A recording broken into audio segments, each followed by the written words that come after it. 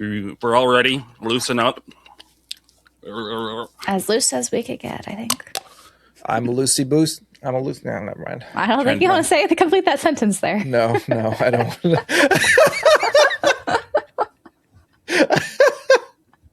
I don't know how that. Never mind. Let's keep going. Trying to do a body roll, but it's too hard.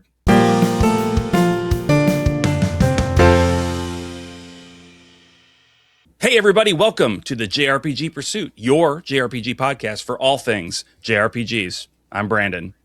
I'm Abdallah. And I'm Emily.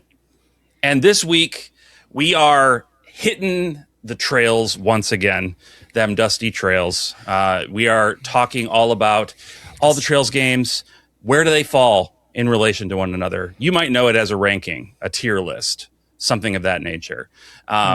It is sure to stir controversy. At least some of us are going to stir some controversy with some opinions, because the Trails fan base can be great at times, but at other times they can be a little bit angry, a little bit vicious. And there's some divisive games in this list, I think, that maybe we may not all agree on, you know? That very well may be. That's true. So I'm looking forward. I'm looking forward to seeing the dissolution of this podcast as we break down all of the Trails entries and tell you definitively, objectively, why we're not Trails fans. Why we're fake Trails fans. Exactly. And if your favorite game ends up on the F tier, we're right, you're wrong. That's it. I'm sorry. That's right. That's all there is to it. That's it. Obviously, a ranking of this nature is going to be subjective. We need to decide, I think, right now, if we are really going to utilize the full scale. And when I say that, I mean, are we going to make the claim that there's no Trails game that is lower than an A? Or are we going to say that among the Trails games, we will use the full scale? So you will have games in the F tier, D tier, whatever it is, that are not objectively, but like compared to the broad spectrum of JRPGs would still be an A or a B, but we're putting it in D because among the Trails games, it's the lowest. We need to decide that, I think, before we dive in. That's a good point, because I do feel like if someone is not listening to the whole entire podcast and they just, click through and say, why is this game at a D tier? Well, you guys are wrong. That could also be interesting, right? Yeah. We'll do the opposite of a curve grade, which you see in So instead of that, we have to kind of like curve down. It's a curve down because you can curve up or down, Not a bell curve, but a pit curve. Bell curve. You could also. It's an inverted bell curve. Inverted bell curve. They don't quite work like that, but okay, we'll go with it. We'll go with it.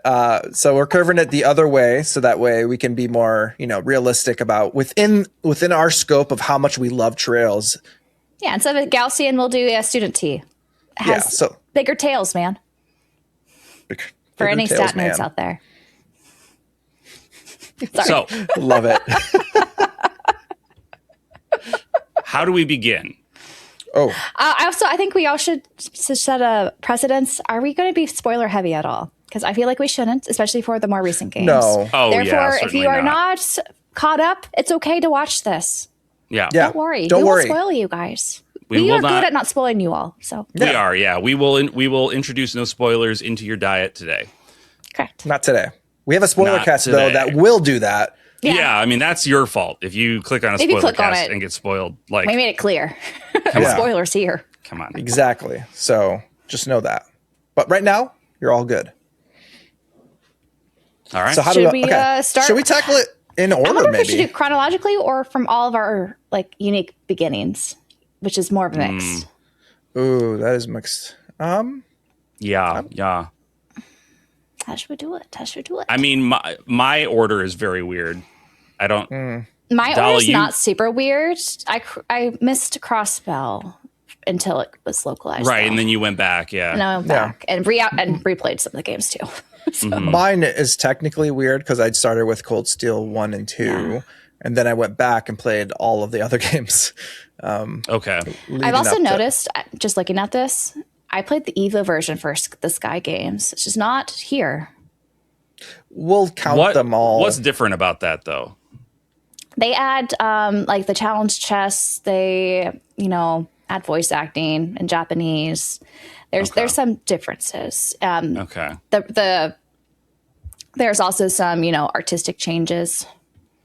But for the most part, it's the same. We'll just go with the story, I guess. Yeah, I would say like if there's nothing in there that you think like raises it to a level of like Evo's the best. Just to be clear, Evo is the best version. If anyone has not played the Trails to the Sky arc, start with Evo. If you are not playing the remake first, do Evo. It's great. Sure, but I mean, you're not saying that. You're saying that it's like not different enough that we need to classify them differently. Correct. Yeah. I don't think it needs to be a whole different thing. If we were to, maybe when we talk about it, we'll just distinguish which ones we played, just so it's clear. Sure. Yeah. Okay. Cool. That makes sense. Okay. So did you want to do like on a personal basis each one, or do you want to just go chronologically? Let's just go chronologically. I feel like that'd be makes it easier. And then I think we that's can maybe point out if it's one of our first ones when we get to it. Yeah. Yeah. So we've got, number 1, Trails in the Sky, first chapter, which is, it's a goodie. Where'd you guys originally play it? Like what? It's the game that started it all. I played the PSP version on my Vita. It may have actually been my Vita TV. I don't think I played it on the Vita itself. I think it was on the TV. Oh, wow. Because you don't like handhelds. Yeah. You wanted to play it on the TV, right?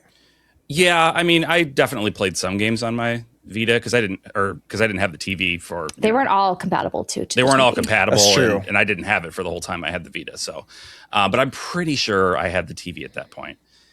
So I think that I played it on the Vita TV. But yeah, it was the PSP version, just running on Vita.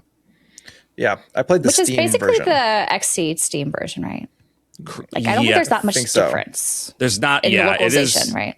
Not in the localization. They've updated obviously the Steam version with a couple of the translation tweaks that they've made. Yeah, so the names, the game's initial launch. Yeah, so that's different. You're going to see Zane on the PSP version and not Gene. So that's or Zen, however they say it. Or Zin, Zin, they say it in the gung ho. Yeah. I feel like a snob laughing at them for pronouncing it Zin when it is spelled Z-I-N. That is, it's how an English speaker would look at that and say it. But it's like, but there's people have said it out loud before. It's not. I know. You just got to look. You just got to listen. But anyway, so the PSP version was mine. PSP, okay. How about you, Emily? You played the Evo, though. I played the Evo version on the Vita. Yeah, on the Vita. With the fan patch over it, to be clear. Okay, the fan patch. So you have like the Geofront. So I have the XSEED. It's basically they basically put the XSEED from the PC version on top of it. Mm-hmm. Oh, okay. All right. Okay, cool. And then they added some tweaks because it's the Evo version that's not the 1-to-1, So that's why we call it the fan patch. But it's really just the English. It's just the English localization on it. Oh yeah, that's true. Okay. So what do you guys feel? You didn't say how you played it, Zala? Yes. Oh, I did. I played it through Steam. So the XSEED version on Steam. Not on your Steam Deck, right? Just on PC? On PC. Before I got my... It is compatible, by the way, on your Steam Deck. I did try it on the Steam Deck afterwards because I played it before the Steam Deck was a thing. Well, caveat to it being compatible. It is. However, the opening and closing movies will play at like a quarter speed, although the audio will be the regular speed. And there are moments like you might run into certain crashes here and there because it's not it's not Deck certified. It does work really well on the third Deck, is. I think Trails in the Sky, the third is Deck certified. Okay. But 1 and 2. Yeah. There may be compatibility fixes you can download if you are comfortable tinkering around with software on your Steam Deck. I've definitely done that for some games, but it's 99% totally playable on Steam Deck. Yeah, you'll rarely run into issues, but they do exist though. Just be wary of that and save often, as you do with most JRPGs. Just so that way, if anything does happen, you don't have to. True. This game doesn't have auto saves, right? That is a good point. There's no auto saves. Put it in F. Put it in F. It fails. Right. No auto saves in 2015. Come on. Was it 2015 that we got that? I want to say it was around then. Yeah, maybe 13, but it was within a few years of that. Wow. No, but seriously, if we are doing the thing where we are ranking them just amongst themselves, and we are saying the best Trails game is an S and the worst Trails game is a D, I would, in a cowardly way, put this one at a B. I was thinking B. I was leaning towards B because I don't know. It was the first time we met, Estelle and Joshua and the gang.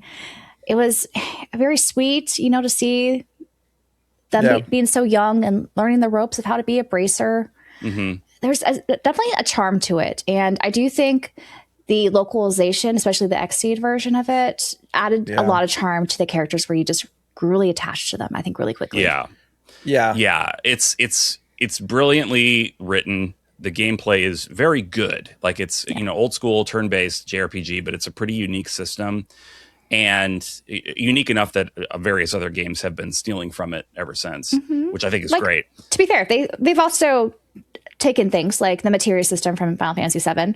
It's basically the orbit system, but I prefer the orbit system if I'm being very biased. But yeah, for sure. I mean, they all steal from each other, and that's good. That's what happens. And I would say like the reason it would fit into a B rather than higher maybe is because it's an incomplete story. It is an incomplete story, and it is very like I think for those getting into Trails, it doesn't hit a high until right at the end.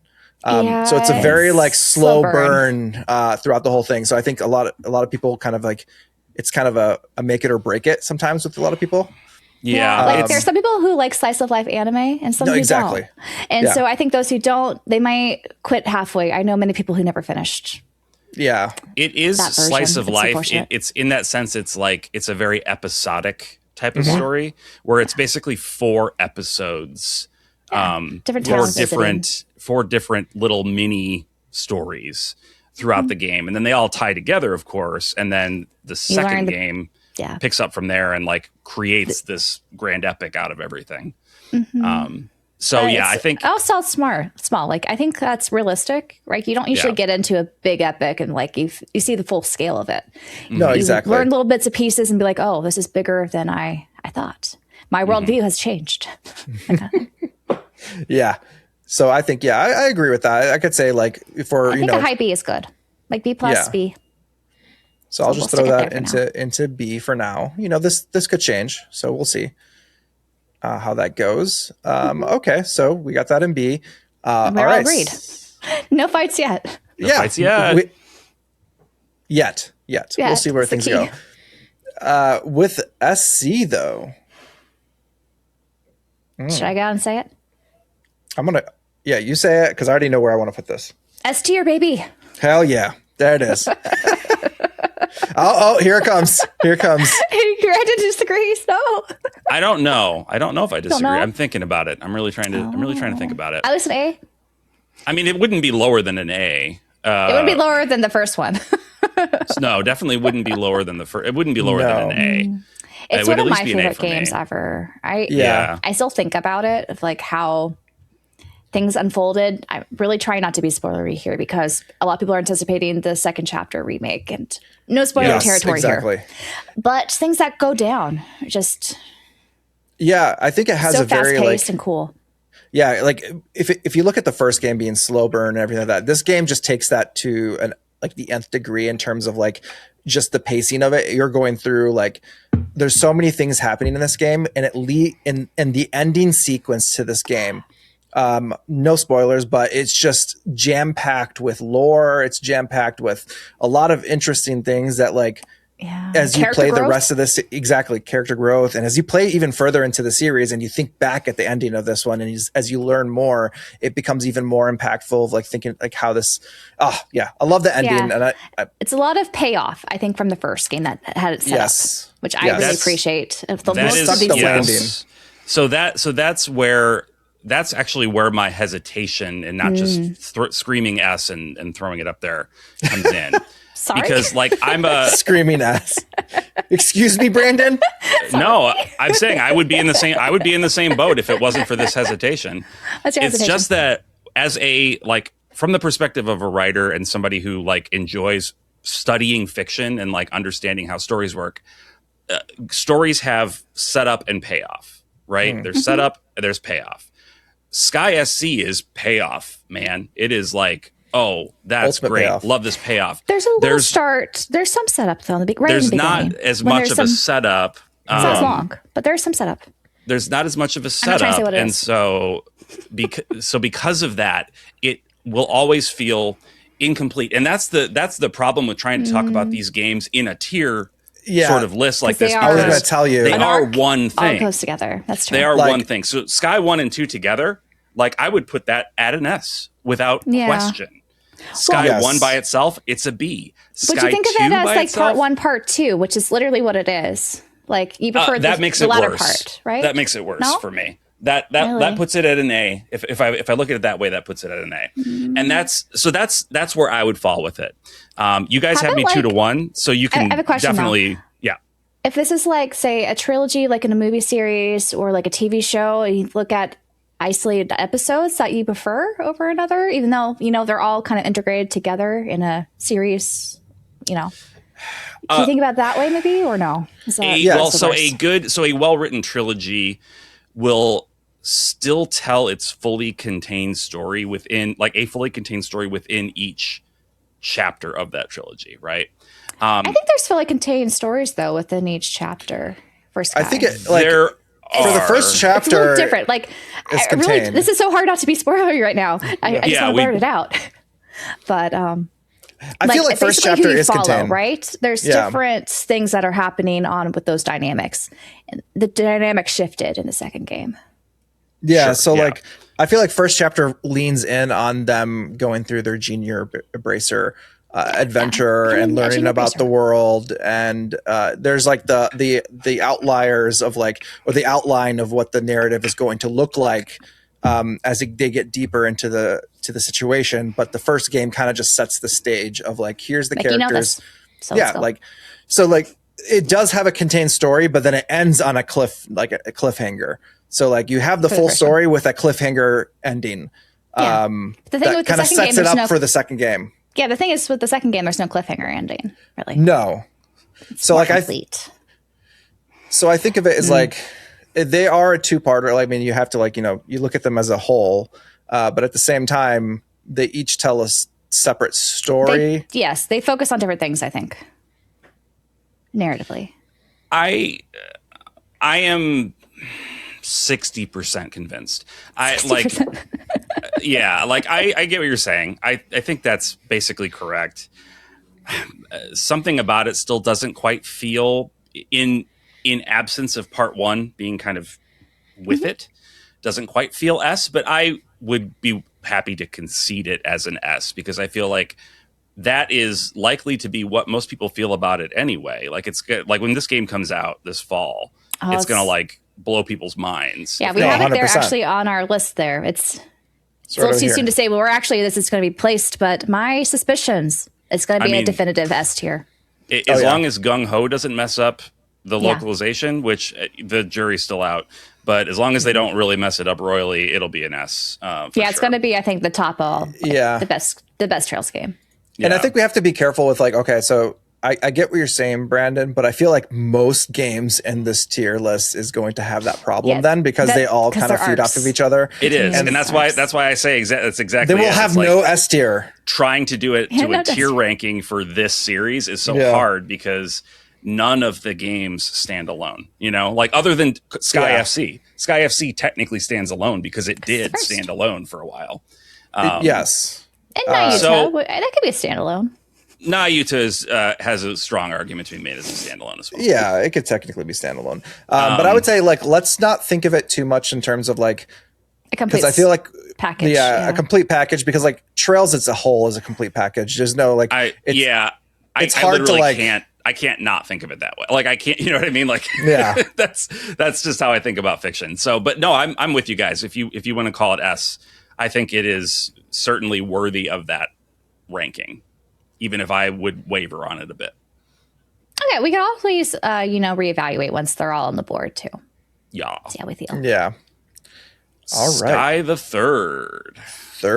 I think this is probably the first divisive game in the fandom. Yes. Yeah, this is the game that I was told for years. You could skip Don't it. worry about it. You can skip it. It's not important. That's what I heard How wrong too. they were. They are extremely wrong. It's So ridiculous. It's a ridiculous argument. Because I remember researching this because like this was before we were talking. This was like ages ago. So like I remember I was playing 1 and 2, and then I like looked online and I remember seeing people say like you don't have to do third, and I was like, all right, let me research this a bit more to kind of like, is this really a thing? Because I knew there was a bunch of games I was trying to catch up with, so I was like, should I just skip it? Should I go forward? And then just read the wiki page or something. Exactly, and I'm glad I didn't skip it. Honestly, there's so much lore. It really sets things up for like the next arcs, like the next couple of arcs, and beyond, and beyond. Honestly, yeah. Up until now with Beyond Horizon. Interesting, like how much setup there really was that we didn't really know when we played it first initially. Also, Kevin Reese. Exactly. Why would you miss out on that? I think that's what that ended up selling me, because I was like, I love Kevin, and the fact that like Kevin is the boy of the game. I was like, all right, let's go. I just need more Kevin in my life. So. Yeah, I don't. I'm glad also that I went back to it.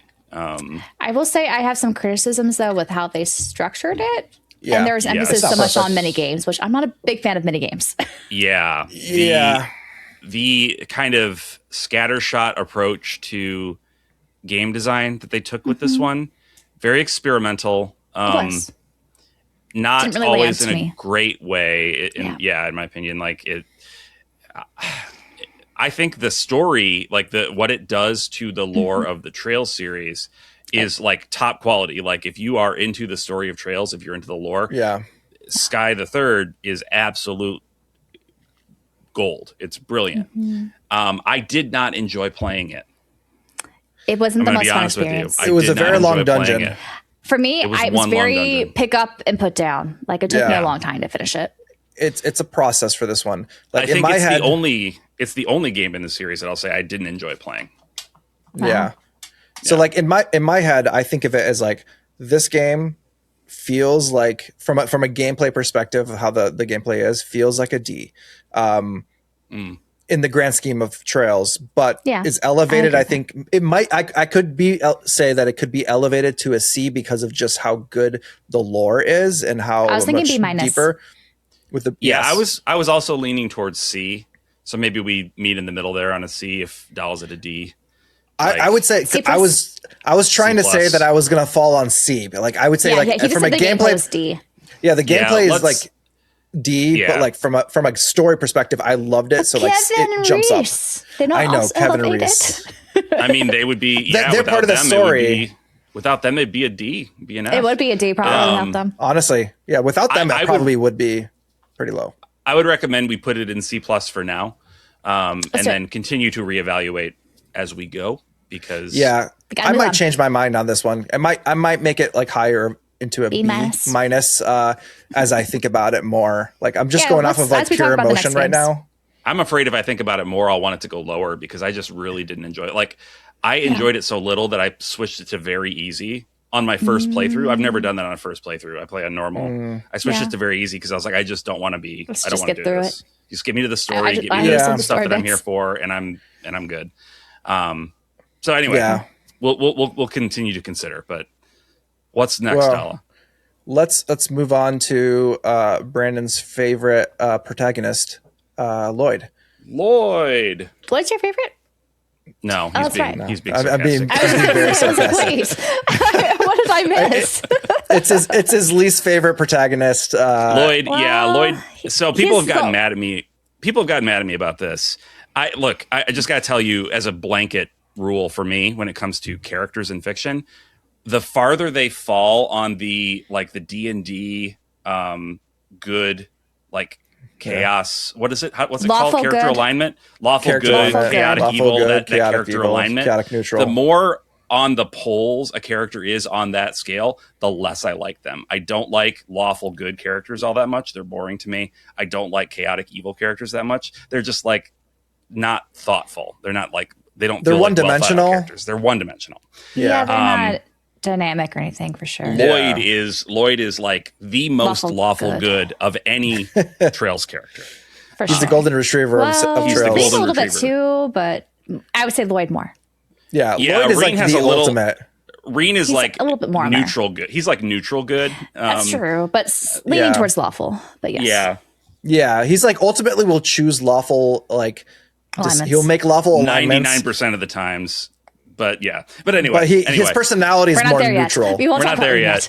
Yeah, we'll talk about that later. He's anyway. So Lloyd, So I know a lot of people love the Crossbell games. I'm just kind of meh on them. They're fine.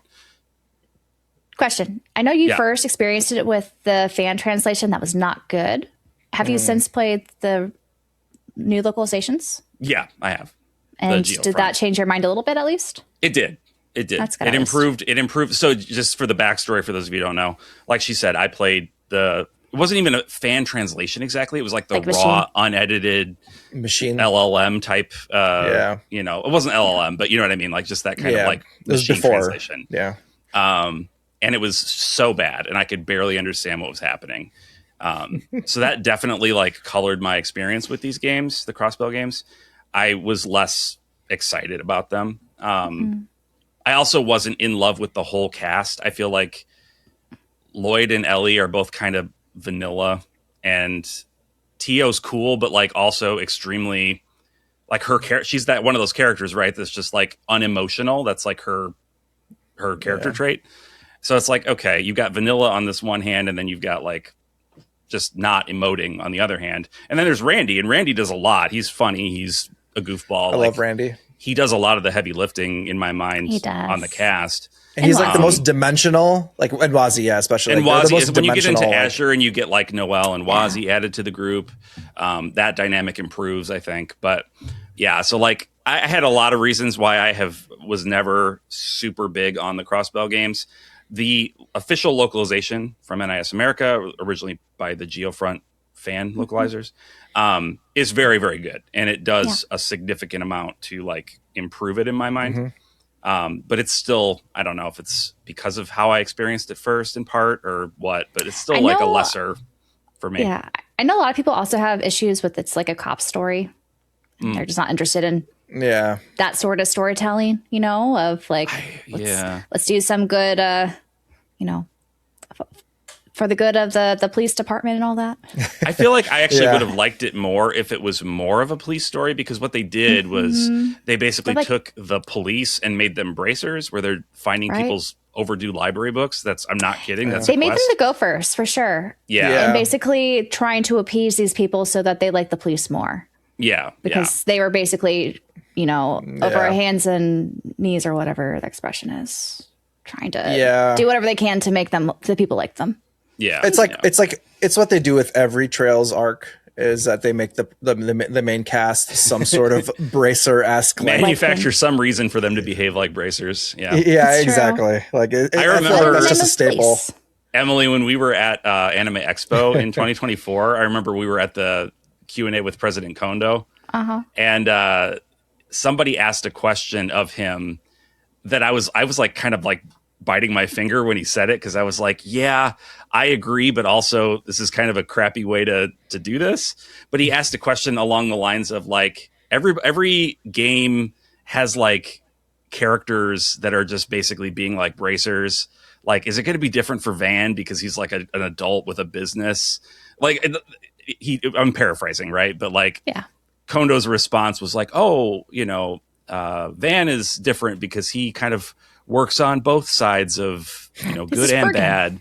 It's like, but it didn't really answer the question. And the answer to the question was Van is just like, like all the rest like everyone. His 4SPGs are basically like the bracer requests. They're bracer requests. Yeah. Though some of them are a bit more shady than the bracers would probably ever get. Yeah. The storylines of all these quests are different, right? Like that's the thing about it, is even though they fall into the same structure, the stories of each side quest are different than other games. Yes. They'll sometimes do like a callback to a previous side quest in a later game by having it be basically the same. And that's more like a wink and nudge to the fans to be like, hey, remember this, Yeah. But yeah, I thought that was funny. I was like, yeah, I'm with you, bud. I kind of wish that they would mix it up a little bit too. That's honestly one of the things I like about Trails in the Sky the Third and about Trails into Reverie, which we haven't gotten to yet, is how they kind of do something different. They change the structure, but we'll get there. Yeah. So for Zero, well, from my perspective, I enjoyed Zero. I do agree with Brandon though. Like Lloyd, I like Lloyd, but he's like my least maybe favorite protagonist just because of how milquetoast, as Brandon put it, he is. Like, it's like he didn't quite say that, but yes. Yeah, like it's not like he's just a little too like on the nose good, which isn't a bad thing. Like, I think a lot of people admire him because of that trait. It is not bad, but I do. That's why there's a hero's character for everyone, right? Mm-hmm. That's true. But yeah, I had a lot of fun with Zero when I played that. Yeah, when I played Zero, I really liked how self-contained it was. Like, you're just in the city of Crossbell, and you know every single NPC, nook and cranny of this little state. 100%. And I thought it was like an intimate way to, you know, explore, you know, the world as Emeria, but in this small little area. And like, you kind of know from the back of your hand what everyone does, what, you know, and I thought it was cool, personally. I really enjoyed it. It was also small, like a little bit slow moving, but not slow moving, I would say, as the first Sky game.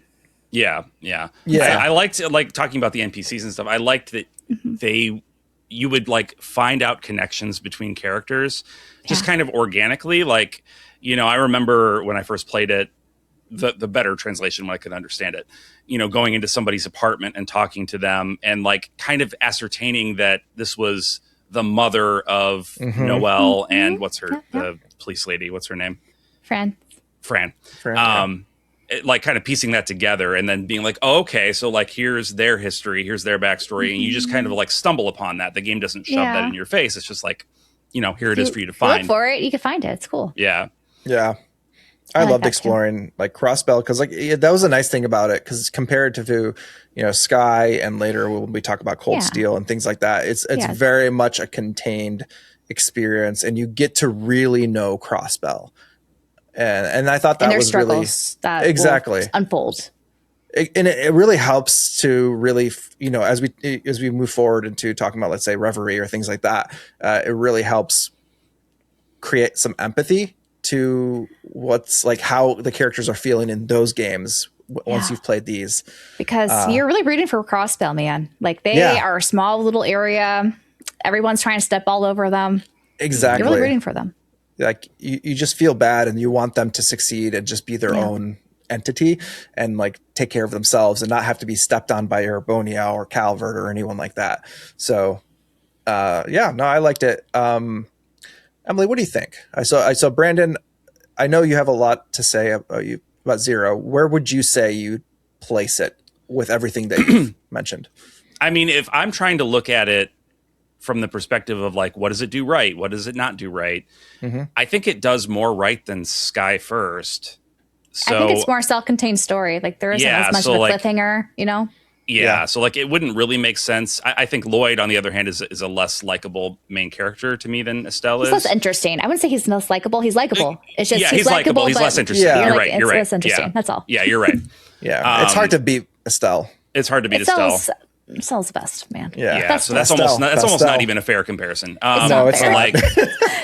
Like you compare it to Kevin, maybe he's. I guess the other protagonist you can compare him to, but he still has less personality than Kevin. But Kevin is definitely way more dynamic in terms of like he has a very dark side to him. Being the heretic. Yes, he's seen some heretic things. Hunter. Yeah, so like he's willing to get his hands very dirty, compared to Lloyd. Dirty boy. Nobody clip that. I'm not clip it. Somebody out there clip that and post it and tag us all in that, please. Yes. Anyway, like I would probably personally rank it as a high B. If you guys want to pull it up, if you're both in the A camp, that's fine. Yeah, A-. I'd say like A-. Sounds about right. Dalla, we were aligned here. Yeah, I thought like I thought it was really fun. I really enjoyed my time with the first Crossbow game. Yeah. Like I felt very satisfied when I, start to end. Exactly. I had a very good experience playing through Part the Crossbow also games. was like it's finally localized. Like I had that. I know. I was excited. That brightness when I was playing it. Like I get to finally experience this in its full capacity. I was so happy. It was that time. Like, do you remember that live concert they did?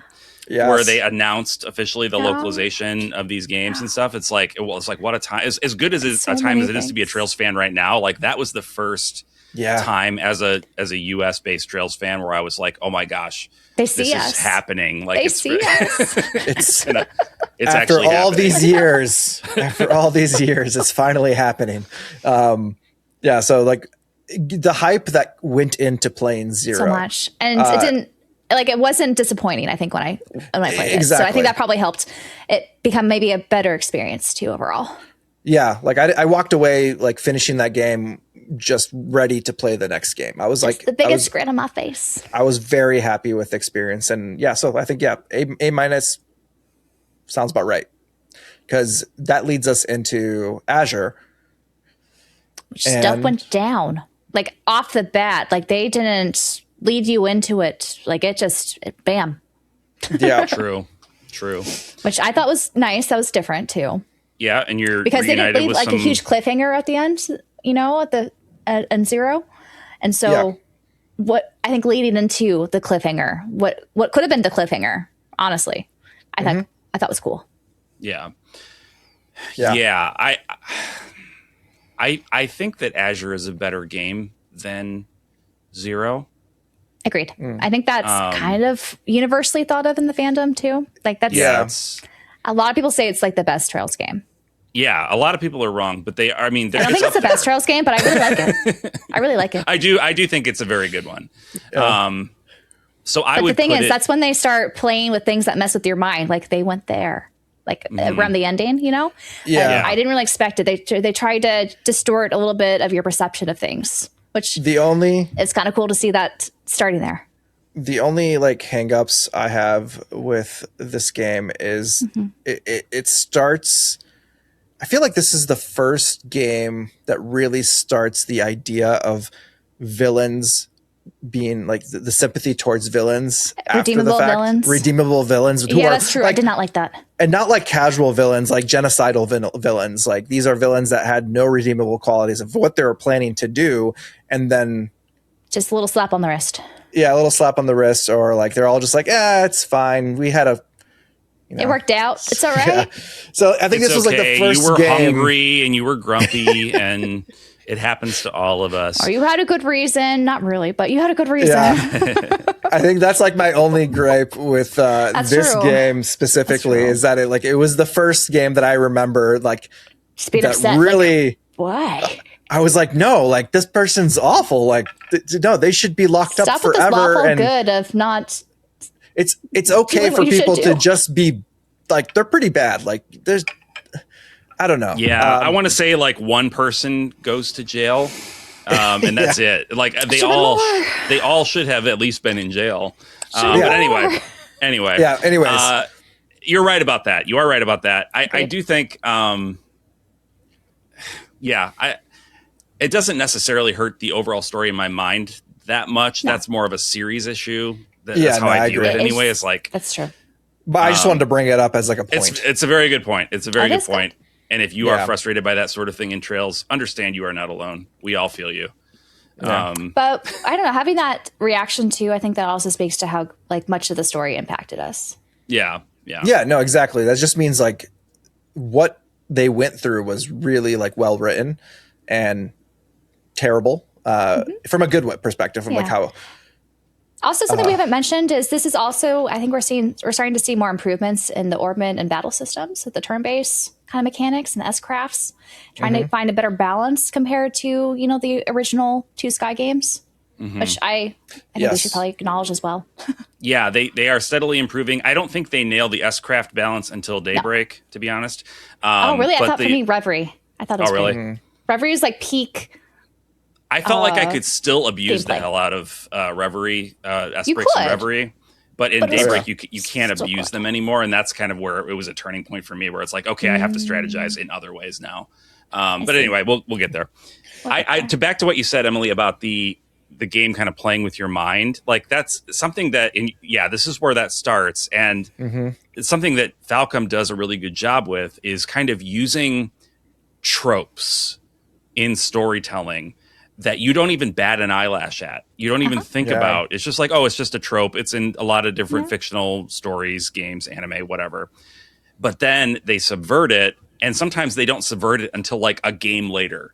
And they recontextualize all of that stuff that you thought was just a goofy trope, and you're like, oh, they were doing something there. And it wasn't just like after the fact, they're like, oh, we should do this. No, it was planned from the beginning. It was built in, and there's no way that it wasn't built into the story that you can tell. Like, so yes, Azure is the game where that is the first, like, the events that they're referring to happen in Zero, but like Azure is the game that kind of like starts that opens trend your eye with these games. Yeah. Your third eye. Your third eye. Third eye. Yeah, and so I think that's a big plus in its favor too, from a storytelling perspective. Yeah. I would unambiguously call this one at least a high A. Yeah, I would say like an A+. A+, S-. Yeah, A+, S-. Where do you think? Let's stick it at the front of A for now, and then see what else ends up in S, because I think we'll need to. Okay, you got to swap them. Yeah, if we're scaling them against each other, we'll have to see. Yeah, that's true. Up there. What ends up? Yeah. Okay. Sounds good. All right. Moving on is Nayuta. It's a little bit of a chronologically, I guess. Change up. So I know Brandon's the only one who's finished this game. Yes. Mm-hmm. I've not played any of it. Doll has played at least 10 hours of it. Yes, I do enjoy the battle or like the platforming aspect. It's not it's like, different. We should tell people like how it's different. Yeah. It's like an East game, basically. It's like a bit slower than an East, like maybe like an older East game, maybe. Yeah, because it was originally released on the PSP, right? Yes. And was it also on PC at the same time, though? Probably. I don't know. Yeah. Falcom is probably PC. That's true. They are PC forward. They were a PC company. Falcom. Yeah. They started off on the PC-88 and PC-86. So, but we only just got the localization the same time that we got the cross-spell duology, basically. So very recently. Yeah. And people thought this was not actually like a chronological Trails game that's in this universe, but I think we're starting to see how it actually is canonically in the Trails series.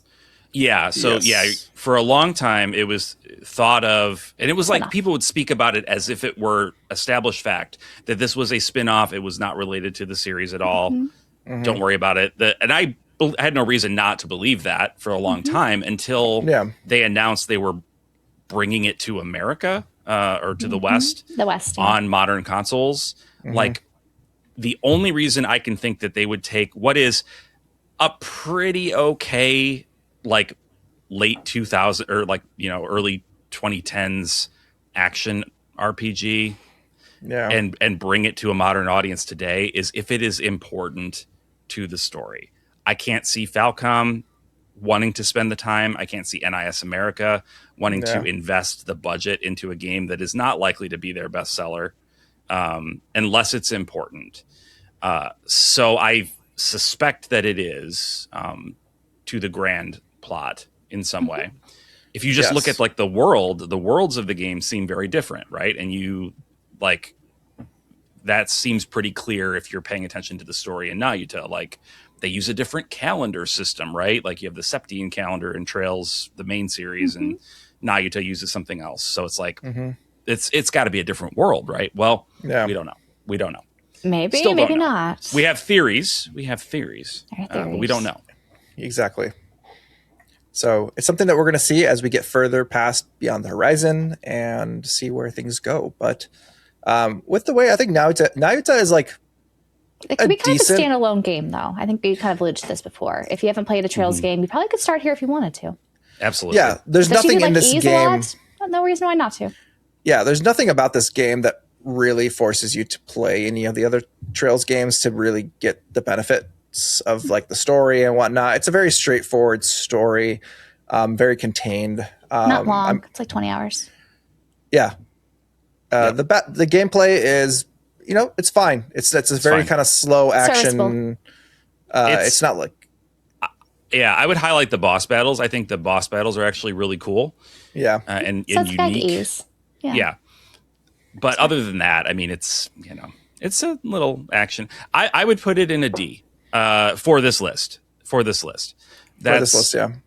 not for an all indicator. The trails. Not saying it's a D rated. We're not saying it's a 6 out of 10 game. Just I would probably rank it as a B in a list of like an 8 out of 10 action RPGs. Yeah, that I'd played recently. That's pretty good. But the thing is, guys, for all our audience, we are huge Trails fans. We all think they're great games. You should play them all. So we're just trying to compare them relatively to each other. Relative to each other.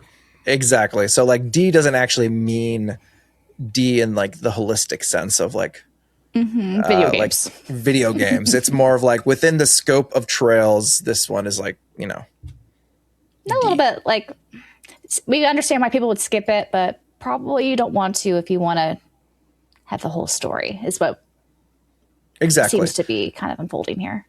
Yeah. It might be one of those games that even if you don't play it right away, maybe down the line, when you learn things about Trails and stuff like that, you might want to go back and try it out and see if it adds a little bit more lore. Also, Donna, I think you probably just get rid of that last line so you don't have to keep scrolling up and down. Oh, they haven't played? Yeah, I think if you do the little wheel, you probably could delete it, right? Yeah, I think so. Delete row. There you go. Heck yeah. There you go. We're good.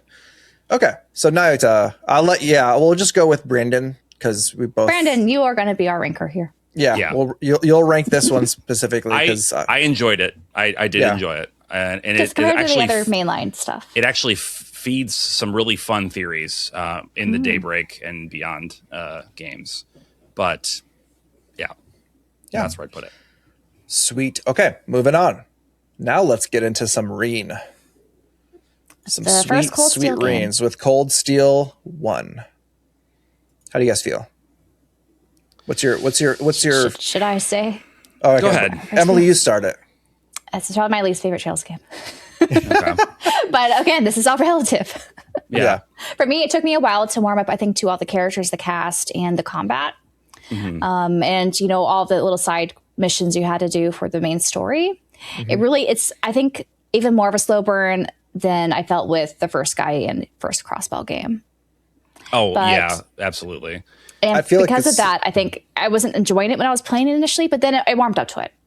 It was it took me a while to warm up. Even as a Trails fan, it took me a while to warm up to it. It put my brother, that was the Trails game my brother played first because it was at the time like the most current one, and it put him off the series. Like I think he's since picked up Sky Remake and is into it, but like that was a game that just killed the series for him. He's like, nah. I know a lot of people same issue. Yeah.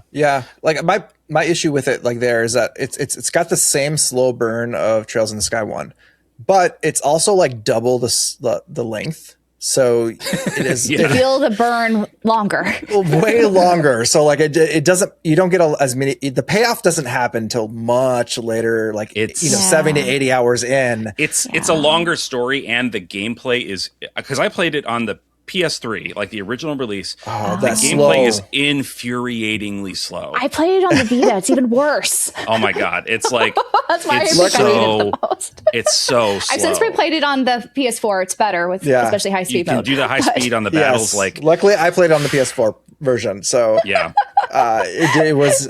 So this matters, guys, for you in the audience. Where you play, it does matter. It does. I had the worst probably experience because I was on the Vita. If you don't honestly, if you don't play this game in high speed mode, it is. Slog, I think a little bit slog. Slog is like a nice way to put it because it is literally it plays in slow motion. Like I would turn it off and I would watch like these battles play out and it'd be like and the victory stuff. I'd be like, the way they like try to high five and it just looks like oh my god, it's like their animators were still in school I think at that point. Like I don't understand why they had to make it every battle, man, that slow. On the Vita, like when it cuts to a battle, there is a huge like blank screen for a bit, or they're trying to load the assets. I was like, oh man, yeah, I can't imagine it playing really well on the Vita. That's man, it was painful. Yeah, I still liked it enough to continue the series, but I was like, oh gosh. No, exactly. Another thing I think it has against it, at least for me personally, I'm not really into like a school setting in my JRPGs. And I think that's what I liked about, the Sky games. They weren't in a school setting at all. They were just off on an adventure going town to town. Whereas you do go town to town in the first Cold Steel game, like by train and stuff. It's just in the school setting. I'm like, this is kind of lame. That's and I just like. Yeah, I was okay with the school set. Like, I liked Persona and stuff at the time. Yeah. And obviously, Cold Steel was going for a Persona. Like, they added the bonding. That's what they were doing. Yeah, social links, basically. That's how people started playing it, because they want something like Persona. They're like, this is supposed to be like Persona? I'll play it. So maybe that was smart of them to incorporate Honestly, those I think things. it did get a lot of fans because of that. Yeah. It's true. I'm not, but I'm also not. I was not the target, though. About that. I prefer the going on an adventure. Like every other Trails game kind of had a home base, and the characters travel out from there, like the spokes on a wheel.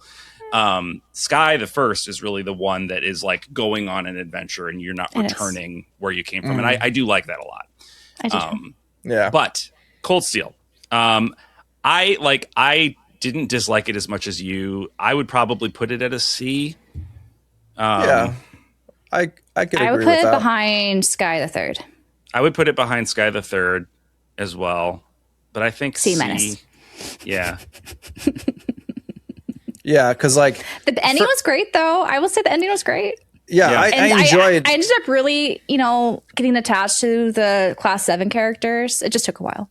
Yeah, I like the characters. I like the game. It was definitely like one of the longer ones, and there was definitely like slog moments to the game itself.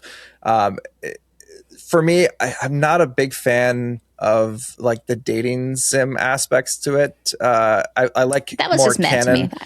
Yeah, I thought the interactions were kind of cute, but I was also like, interactions are cute, but like it always takes away from like the narrative. I think like we've mentioned it, and I think Brandon has talked about it like previously on episodes, where it's like you kind of it takes you away from any of the other characters having any sort of emotional attachments to each other, because it's like everyone has to like have an opening for Reen to be able to get in there. Everyone's got to be available for the main character to romance. Yeah, and you don't see their growth after they have those discussions later on, because you had to, spend your points to see those events. You can't see them all at once. Yeah, exactly. And so like that's I get it, because it's got that persona aspect to it. But I wish it was a little bit. I wish it would have had like more canonical like. Interactions, at least. Interactions, it doesn't have to be romantic. Like I like the way it's done in like maybe like let's say if you look at Daybreak later when we talk about it, it's like okay, they're more just like interactions that you spend your time with. It doesn't really play into the more like relationship aspects of like it's not going to feed into like the future of the game. It just kind of gives you extra information about the characters. But yeah, I agree with that. Like being a C minus, I think for it was like it's their foray into 3D too. So, because like they didn't really do before this. I mean, other than Nayuta. Full 3D, like a full 3D Trails. Pretty sure using the like freeware, like the Sony game engine. Yeah, so. whatever that engine they were using. Yeah, it was not great. They used it for a long time too. Exactly. I mean, future games are improved in many ways. Like, let's talk about Cold Steel 2. Is that next? I can't see. It is. It should be next. I'm sorry. I don't know when East versus Trails comes in. I thought that was back on the PSP. We have that in the end for some reason. It's on the end. I feel like that probably happened before all this, but it's all right. We'll talk about the end. Okay, we can talk about it at the end. Okay. Yeah. Cold Steel 2, I think, is better than Cold Steel 1. Like, for sure. I agree. Yes. The story is more, is more. 2 is really good. Like, as a whole. It's the first example. This is a negative. It's the first example of Falcom shoehorning in the traditional side quest mechanic that they use in a way that doesn't actually make narrative sense to the story. Like, you are in this big conflict and you are going to take time out of your day to rescue a cat. Rescue a cat. You're going to spend what is the equivalent of millions of dollars to travel around the countryside and do these stupid tasks that don't need to be done when you're at war. They're not priorities. So that's a bad habit that Falcom has kind of. And they just kept with it. I think they just kept going with fans it. Fans liked it. We know how to make this formulaic. Yeah, exactly. And maybe fans do like it. Maybe I'm unique. I think it's like a slice of life sort of moment. Yeah, it's just it doesn't work to me when they try to force it into narrative situations where it just doesn't make sense. But that doesn't kill it. Like I don't even think about it that much when I'm playing it. It's more like upon reflection. I don't know. I would put Cold Steel 2 at a B. I put it behind Sky FC. It would be behind Sky FC for me, I think, as well. Because I liked it. I thought they had made some choices that were interesting narratively. And I liked all the mech battle stuff. They're leaning more into that, which I thought was kind of cool for the Cold Steel arc. I did really like that. And it was interesting to see what Reen does in a different context as a protagonist and see his growth. Yeah. To be very vague. Yeah, it was actually like it was a very good story, and just watching like them trying to, get together and make sense of this war that they are kind of thrown in the middle of, for sure. I think we should clarify something about spoilers. Like if we talk about something that you could learn from reading the back of the box, I don't think that's a spoiler. No, I don't think it's a spoiler. No. So if we're now talking about Cold Steel 3, like in Cold Steel 3, Reen is a teacher, and that's like just fundamental to the game. So it's not really a spoiler. It's just like that's fundamental to the game. Just know that there's a little bit of a time skip. That's all. There's a bit of a time jump between 2 and 3. Yeah. And is it 2 years later, a year and honestly, it's like a year. Later? It's only like a year. So like, but if in the Zumeria, that technology and everything goes by very fast in 1 year. It's very big. That is a big gap of time. It's the only like gap like that in the series. I think every other game inserted it and made it very vague what happened between that year, which is interesting. Well, there's like. Yeah, they've since put other things like anime and a gacha game to kind of fill in the blanks, but it's still kind of blank what actually went down. Yeah, it's like referenced a lot throughout like, the later games. But it's not really like we don't really get to see anything, which is an interesting choice Falcom made with that. I guess they're like they don't want to see the full on war that happened. Let's just skip it. It's interesting because like Falcom's not known for like skipping anything. Like they just want to like get all that everything in there for them to skip like a major war and something that Reen is doing specifically is interesting omission there from story. And Altina, she was a part of it. Yeah, and Altina as well. Yeah, and who doesn't love some Altina? So Altina, teeny Tina. But with 3, it's interesting because like not only we have Reen as a teacher, but we almost have like this like we have a new class 7 that has a new, I would say like should have been the protagonist character named Yuna, because it kind of revolves around her. Like the story really kind of centers around her and her experience with everything. And so, but it's like told through Reen's eyes. Yeah. And it was an interesting dynamic and things that happened to her specifically that have implications later on. Yeah, exactly. Reen is Ishmael and Yuna is Ahab, basically, right? Like, yeah, basically, she's the focal point, she's the protagonist, but Reen is the narrator, basically. But I loved it 3, and like I love 3. I love 3. Like I had put prior to Daybreak coming out, I had put Cold Steel 3 as my favorite game in the series. Yeah, so it's my favorite of the Cold Steel arc. I can't say it's my favorite of the series, but I really enjoyed it when I played it. And I played it twice. I played it both the PS4 version and then the PS5 version when that came out. Oh, yeah. Incredible. I really enjoyed that game. So, and, they brought back some other characters I thought was really cool to see them in that sort of position. Yeah. Yes. It was just very satisfying. And also the engine that they used, much better than Cold Steel 1 and 2. Like, I think that's when we first saw a big jump. Improvements. Yeah. Their engine and their systems. And also with the combat, like they added, I think, the Brave Point stuff too, right? Yeah, there's a lot of really good, like, thoughtful upgrades to it. Brave Orders, right? Yep.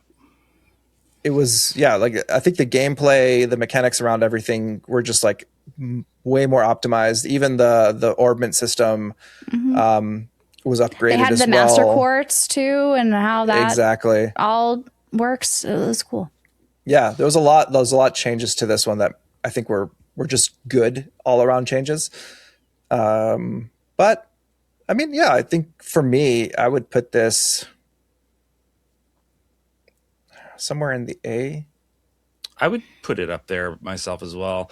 I think I just hesitate because I have such a strong attachment to Sky. It's hard to say. We can always move Sky. Ever surpasses, Sky FC, but I can see how Cold Steel 3 could be an A though. We can always move Sky up if we need to. It's true. There's one thing I wanted to say about the Cold Steel arc that I should have actually said earlier, and it's the way that they introduce the characters is something that I think holds the first Cold Steel back quite a bit. They give you essentially almost your entire cast of characters right away, all at once, and you have got to try to get to know these characters from the beginning all together. You're not, other games in the series, like Sky and Daybreak, they introduce the characters gradually and let you get to know them and then incorporate them into the team. Crossbell, like the Zero and Cold Steel, basically give you the team up front. And I feel like it works a little better in Cold Steel or in Crossbell, I'm sorry, because there's not as many. There's only 4 people. In more intimate. Cold Steel, there's so many people. Yeah. And I think that's an issue. Cold Steel 3 addressed that by kind of doing the same thing, but having it again be a much smaller. Yeah, they scaled back New Class 7. Yeah. Yeah. So that's, I think, a point in its favor is trying to correct that issue. I would put it at a low A. If you guys need to move Sky above it to sleep at night, that's fine. That's fine. I'm not upset. You can keep it for now. Keep it for now. It's fine. Okay. Would you put it behind Zero? I think I would put it behind Trails from Zero. Like I would put it above, but if you guys think it should be above behind Zero, that's fine. Above Zero, behind Azure. Okay. I could do that. We can do that. Okay. All right. So Trails of Cold Steel 4. Another divisive, I would say, game in the franchise. Very divisive. I never totally understood why. I still don't. Yeah, I don't really get it. It seems good to me. I never noticed anything specific. It is very long. It's so long. But that's how I feel about a lot of it. No. This one took me over 100 hours. I don't have another Trails game that took me over 100 hours to do. I don't know. I think it took me like 45. I don't know. Let me remind myself. Cold Steel 4? No, that's like a 125-hour game, man. No, I'll have to look at my time. I don't. Well, please review your time. It was not a 25-hour game. Is there a way you can look at it on online, or do you have to go on the PlayStation? Sony. I think there's a PlayStation thing. I think there's an app. Is it on the app? I can't get to my phone because it's my camera right now. Oh well. Look at how long to beat. Look at those numbers, man. No, I know. I know that it takes people a long time. I just don't think it took me. No, I don't. I didn't even talk to all the NPCs, and it took me over 100 hours. That's wild. It was a long game, y'all. Let me see. What did I like? I'm trying to look at it. To be say. They don't make it easy to look this up. No. It says main story is 61.5, main plus extra is 104, completion is 136. I think I was like 100 something hours. Maybe I was in the 60 range then. Main story does not include side quests, by the way. Yeah, but I did all the side quests. That's what I'm trying to say. I think you took 100 hours. Oh, I would almost promise you I didn't. I'll look it up after this, and we'll please look it up. I'm curious. We'll post a pin comment with our time. And I had mine on high speed mode, man. Yeah. I'll have to find this because it's not showing me on the app. It just shows me like my trophies and stuff. But I'm pretty sure I probably spent an hour or another reason why I think gel with 4 as much as I did with 3 is kind of what they did with Reen. I was like, I don't. Yeah. Like, I think it was cool that we got to see some other characters shine, but I don't know. It was just kind of seems a little bit weird just the whole time. To me, being big. Yeah, it's one of those things where it's clear that Yuna was supposed to be the main character. Yeah, you know? yes, I think so. And she wasn't. They kind of were walking that line a little too much, like straddling the fence, and they hit a post, it's going to hurt. And I think they do try to make, instead of Yuna, like at that point, the main character, it's more Altina, which is interesting. Because I think because she became a fan favorite in Japan. That's true. She did, yeah. That's true. Yeah. They do, I would say, base a few too many of their decisions on like the popularity of characters. And they do, and who they bring back. Fans are often wrong. I hate to say it, but they're often wrong. So, yeah, unfortunately, the fans have different, I think, wants in different regions too. So it's not always going to be universal, but it happens in Japan. Yeah, yeah. I felt like with 4, I don't think I really got into the. I'm not saying it's an awful game. It was long. It was long. Whatever was the discourse around it online, I don't think I really noticed it as much at the time when I was playing it. I definitely didn't. So I think what it did really well was it brought other characters, into the foray that we hadn't seen for a while, and it had some pretty epic moments. It just took a while to get there for me. Mm-hmm. Yeah. There's just so much in this game. Like you said, it's very long. It's having to pull all these characters plus class 7 old, class 7 new, previous arcs and all these things. So but it also has a lot of really fun payoffs and a lot of really fun callbacks. You're getting like Sky characters in. Yes, exactly. Yeah. You are. There are a lot of characters. So to be able to see some of our favorites for the first time. And that's the first time we saw the Sky characters, in 3D. In 3D and also with English voice acting in the games. Exactly. So it was, I feel like that just made up for a lot of things where it's just it was just kind of really nice to see those aspects. It was fan servicey, but not in a weird way. Yeah, it fit the narrative. It was fan servicey, but at the same time, it's it's like an Avengers Infinity War kind of situation where you're starting to bring all these different characters together. Exactly. Yeah.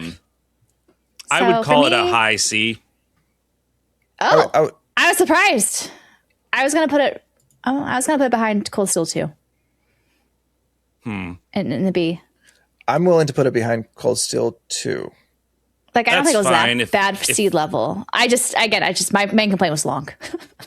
Which some people don't care about that, but it was long. Yeah. I don't know. That's a low B is fine. Low B, high C. It's basically the same ranking if you put them all in the line at this point. Exactly. This will be right behind it. So it doesn't matter. Okay. Reverie. I really like Reverie a lot. Reverie, Reggie. Huh? Reverie's one of my favorites. I liked Reverie so much. It's great. Reverie was incredible. I love Rufus in Reverie. I love all the characters.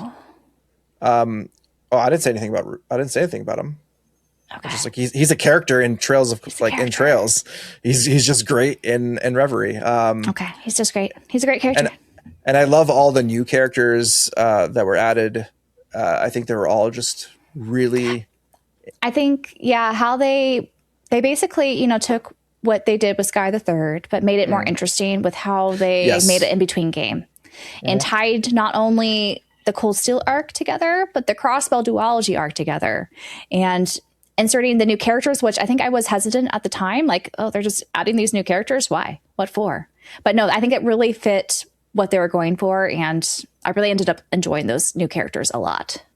Yeah, the new characters kind of acted as sort of a bridge into the next arc in some ways. And this game is Cold Steel 5 and Crossbell 3 at the same time. Yes. It's like a true ending to Crossbell duology. Mm-hmm. It really ends and that and Cold Steel. And plus it was very much a streamlined game. There was no fluff, not a lot of fluff. Game. It was a short game, and it told the narrative. Short. It's relatively short. It's still. It took me 45 hours, which is very short for a modern Trails game. It's a brisk Trails game. It's a brisk because they really cut out a lot of the useless side quests that were just kind of going all over the place, doing things like that, and made it more contained. I think they honed in on we are after this one narrative. We are bringing another like Avengers Assemble sort of situation.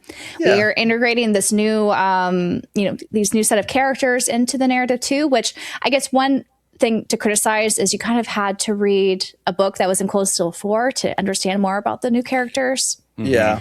We had the benefit of having, I think, with NAS America, they translated those novels and put it into the limited edition. The collector's edition. So you could actually read that before you played the Reverie game. Yeah. Not everyone knew you should read that before playing Reverie, though. And understand when we say you have to read a book, it's like... It's a novella. It's like the length of a longer short story. It's not. Yeah, it's a novella. It's not long. A full big book. But it was actually really good. I thought it was very well written. I enjoyed reading it. Surprisingly. Yeah. For in-book game. I think it'd be cool, but just as an aside, I would love for them or somebody to do cool little hardcover editions of all the Trails books. I love that too. Gambler Jack and the newest one, the Sunshine book. I need to read that one. I know people are hinting that might have implications for the future. Right. We'll talk about Sunshine on in our spoiler cast. And Carnelia. Carnelia was the first one. Carnelia, right? that's yep. Yeah. Carnelia's the first one. The Sky Games. Mm-hmm. Yeah. I would probably put Reverie in an S. It'd be my first S. I like it.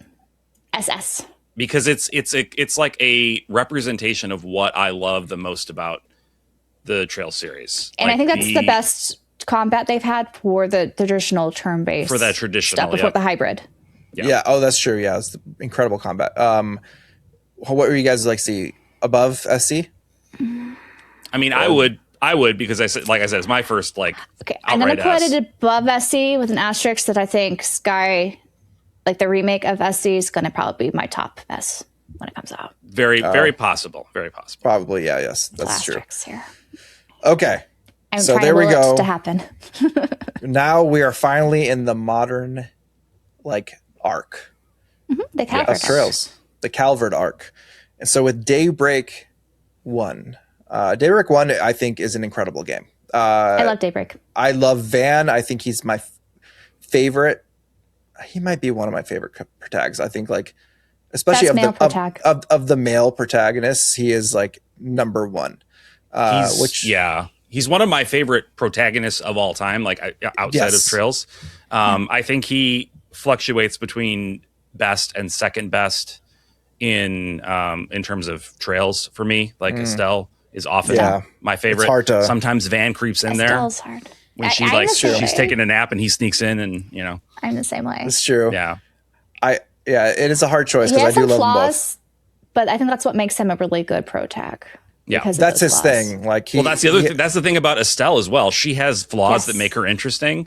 She's got impurities in her design. It's just that makes a character cool. They can't be perfect. Yeah, and they have these specific personality quirks. I think between them, I think they're very similar in that perspective. As Van and his love for sweets. Reen didn't really have a personality like that, and Lloyd didn't have anything that was quirky or interesting. What they did with Reen was he was so bumfuddled when the girls were after him. He's like, "What?" Yeah, that was his thing. What? That was about it, which is not that endearing. I'm sorry, that's not an endearing trait. No, yeah. And I think Van does it in the opposite direction, where he's he knows some of the girls are after him, and he's just kind of purposely goes no, I'm not gonna pay attention to this right now. I'm too focused on. Sometimes he's focused on his career too. Yeah, he's focused on his career right now, guys. Van doesn't want anything. He's like, I'm not. I got other things to worry about. He's young. He's not looking to settle down. Leave him alone. He's got a lot of baggage he has to deal with before he settles down. So he's kind of just keeping to himself. He's doing some internal. Let him work on himself. Exactly. Yes, that's one way of putting it. Yep, that's one way to put it. But I have to say, Daybreak does it, incredible game. I would put it probably I love the cast. I think there's a lot of people who do not like the Daybreak cast. I'm like, why? No, that's what I'm saying. Is sometimes the fans are wrong. They're just wrong. What I'm exactly. I would put it. It's an S for me. It's an S. I think it's S as well. It's an S for me. I would put it behind Reverie, behind SC, but still an S. For me, it's like top of the S charts. Oh. So Paolo, where does it fall for you? Because that'll determine where we put it. Honestly, Daybreak turned into one of the top games. Well, we haven't gotten to like the next games, but sure. But for now, I think like Daybreak 1 is my favorite. I think up to this point. So the top now. Okay, so you want it before Reverie. We could do that if you guys want. It's fine. That's where I would put it. S tier. I'm happy with that. If you want to compromise in the middle, that's fine. It's fine. We don't have to do we'll that. put it right here. You guys don't have to compromise. So this is a trio. It's a trio. Okay. Of opinions. So we'll I mean, compromise. I wouldn't compromise if I was like, oh no, this has to be. It's fine. And for me, I just like all three of those games. Yeah, they're all like, very, very good. They're like the amount of space in between these like games, micro like millimeters or whatever it is you want to go with that. So like it's really not that big of a difference. All right, so Daybreak 2 is extremely divisive across the fans. There's a lot of people who are unhappy with that game. Yes. Honestly, I didn't mind it. I liked it. There's so much cool stuff in that game. Yes, exactly. A lot of cool scenes. A lot of cool scenes. There are characters really that finally get a chance to shine in that game. Yes. That's true. That have not had a chance before and have honestly not had since. And they brought back some old stuff too. They made some resolved some long-running storylines. Yeah, it was really cool. There was a lot there. It kind of felt like, to me... Also, the combat, 100% better than Daybreak 1. Yes. Love the combat. Big improvements. You actually see the turn order. I feel like That's my huge complaint about Daybreak 1. And I think could never understand that turn order. The annoyance that I think most people had is that this game kind of felt like Reverie, like a Reverie styled game, but post didn't go anywhere. Like it didn't like it. They wanted like a Daybreak 2, like direct sequel where it's kind of still elaborating more on the core like situation. Where this one kind of branched out a little bit more and did a bit different. One step forward, two steps back is what I've heard. Yeah. So like, I think I think that the fans are correct that it's too different. I do think that it does respectably continue that story. It does. Of Daybreak. I think the structure of the game trying to be more like Reverie, and I guess maybe this is just what they're doing now, because as we'll talk about, Beyond the Horizon is similar. Yeah.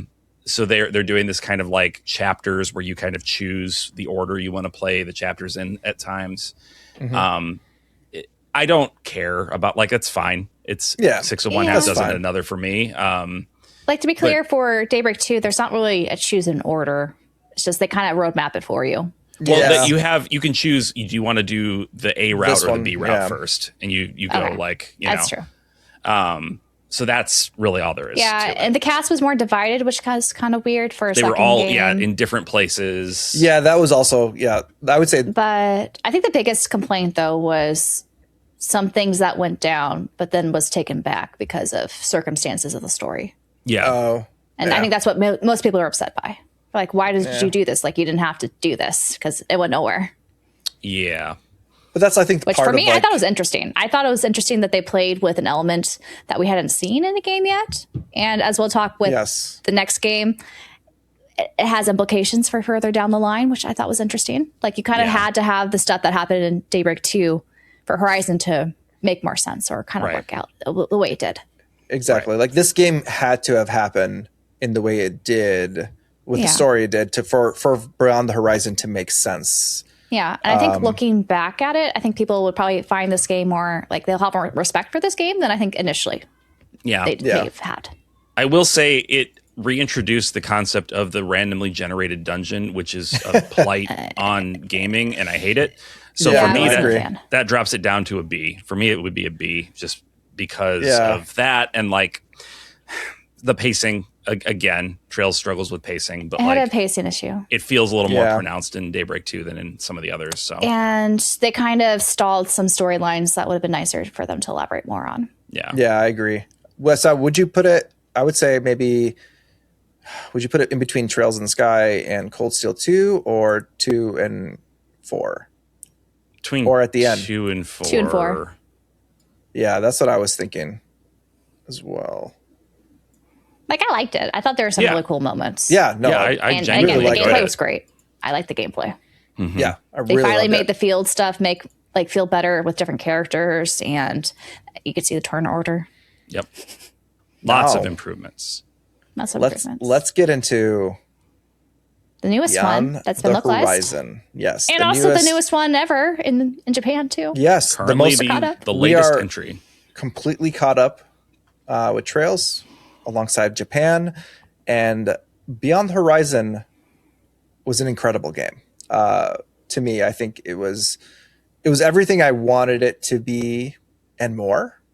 I think because just the things that it did was kind of ridiculous. I'm still reeling from the ending. Yeah, the ending is pretty wild, and I cannot wait to talk about it, guys, and everything that leads up to it. I think there are some aspects, like, we've talked about, both Brandon and I, in our reviews, in terms of there can be a little bit of a slog for, like, say, the first act. There's a first lot act of suffered from pacing. Yeah, there's a pacing issue in terms of lots of side quests and things that get caught in the middle. And they're like reasons for side quests can be a little silly. Yeah. I would say that, like, this would be an S tier game, but the pacing issues are so significantly bad that I can't. I would put it at an A because of that. And I want to be clear too. Like, when I say the pacing, I don't just mean the side quests, although that is 75% of it. Like, in the first act, so many of your mainline quests are go to this part of the city and talk to this person. Now go to this part of the city and talk to this person. Now go over here and talk to this person. You're not, like, doing a lot for the first third of the game. You're just kind of walking around and talking to people. And the biggest thing, though, is you're going around the same areas you've been to in the previous games. So you're on game 3 of the same. Looking at Edith. Like, we've been here. We've been to this cafe. Like, there's nothing new here. Yeah, exactly. It's cool to talk to the characters and be like, oh, look at this dialogue. Like, there was some cool dialogue. Like, when you play the prologue, I think that was when it felt very rewarding. Like, oh, very cool. We're going to learn new stuff. And then they kind of dump you in Act 1. Be like, oh, let's go through Edith again. They slam on the brakes. Yeah, that's my biggest complaint. I think that was a big thing. The pacing. I think it has the worst pacing of any game in the Trail series, and that's saying a lot because this is a game with a series with bad pacing. That being said, I love everything else about it so much that I couldn't put it lower than an A. Like, nothing's. It's not lower than an A. I don't know if it's going to be S- or A+ for me. Yeah, I would say very difficult because we got to have Kevin back, and like Reen, I thought he was a good. It was interesting to see his perspective on things. Yeah, I would say, like, Reen, because I was not, like, sold on having Reen back, but I feel like as I played this, did I was they like, bring him back because Japan loves him? Yeah, because he's the fan favorite, so we got to bring him back, which is probably part of it, but it's also like he is very integral to the plot. He is a very important character. He is extremely important, and I liked his character. I like that he's actually, like, very much more mature. He's also, like, very aware. He speaks differently. Yeah, he has like that. You can hear his more, like, his voice has changed a little bit to be a little bit deeper. Well, now he's ripe old age at 22. You know, I know. Like, he's middle aged. Old man. He's an oldster. And I did like that he was self-aware finally about his the girls loving him. I think he admits to it in some sort of ways. They weren't constrained, by the structure of the game demanding, a harem or whatever. So no, exactly. So like he is self-aware, which is funny to see. But the true romance was between him and Crow, guys. All along. It's true. All along. that and then you see Towa kind of jealous on the side. Jealous, so jealous. So jealous. I love it. But I would say, like, I don't know. I'm torn between A+ and like S- on this one because the things that it does. Act 1, I think, could have been cut in half. Yeah, if Act 1 was like a third of what it was, and then because like Act 2 and 3 are incredible, minus like little quirks here and there in terms of little things that you. But And I love the ragtag group of Kevin's team. Like, they're the best. Yeah, I know. They're like the most unlikely team and to Kevin get together. playing all hardball. I'm like, oh my gosh, Kevin, stop it. Don't worry, we will have a ton of opportunity to talk about this game when we get our guests on, do our spoiler cast. So look forward to that. Yes, please look forward to that. I think good. I'm gonna throw it. I'm gonna say S-. Yeah, I'm gonna throw an S-. I feel like we're gonna have too many in S then, because I know. That's all right. It's a great game. Serious. Yeah, who cares if there's so many S's? It's our ranking. Okay, fine. We'll put it there. Does not to be a Gaussian curve for the distribution. Okay. What's next? I can't see it all. Ease versus Trails. Trails in the Sky. F. It's probably F for me too. It's like it's fun. It's fun. It plays like an East. It's not that fun. I'm sorry, it was not that fun. It plays like an East game. No, it doesn't. It was not fun. It does. It uses the same engine as E7. It plays E7. Yeah, it plays like a classic. I just don't like the combo moves and Adel. Yeah. Like I always had issues fighting against Adel because he kept beating me to a pulp. I'm like, I think it's fun as a little like 3D arena fighter. Yeah. That being said, I'm not crazy about 3D arena fighters. There's only so many maps and like stories and characters you could have. Like it wasn't that interesting. The little storyline was cute, but it's just fan fiction. That was about it. Like it was more for fans to see the interactions between the characters again and sucked into this isekai kind of world situation. Yeah. But I've got no opinion. I've not played it. I've not played it yet. Sorry, it was not good. It's fine. F sounds about right. So let's just move on there. Trails in the Sky remake. Regardless of it being F, I still ordered the limited run Collector's Edition because I cannot help myself. It's Trails and East. And East. I East too. So I'm just gonna throw Trails in the Sky remake into S. It's where it belongs. It doesn't. Honestly, yes. Yeah. One of the best remakes ever. Yeah, I would. One of the best games ever. Like for me, it would slide a little bit down the S because of the first chapter up through the first localization. Guys, it's going to be dismantled by second chapter remake. It is. It's inevitable. Almost certainly. Almost certainly. Maybe I'll put it like right here. That's fine. Yeah, like that works for me. I just want the placement of this game to be reflective of the bad job they did. Like if they had just done a good job, there would be no question. I wish that I could have no objection. To be clear, he's talking about the localization. The localization, yes. not Falcom's part. Not Falcom. It's the same game. The same story that they've made 20 years ago. The first couple chapters. The introduction and the prologue and the first chapter are they basically are machine translated. It sounds like trash. The actors do their best, but like God bless them for reading those lines because they're so dumb. Yeah. It improves as the game goes on, starting in chapter 2. So that keeps it from falling further for me. But I just need to rub their noses in it a little bit, or they're not going to learn. So yep. And with that, we have second chapter. Second chapter is going to be S++. We probably shouldn't have placed it yet, but it's basically going to be there. Let's put it up there, okay. And this will be we can go back and how well did this age, everybody? If you're watching this video after SC has come out or second chapter, I shouldn't call it SC. After second chapter has come out, let us know how did this age? Like milk or like a fine wine? We have a crystal ball. Our predictions irrefutable. We're not going to change it. I think I'm happy with our placement overall of all the games.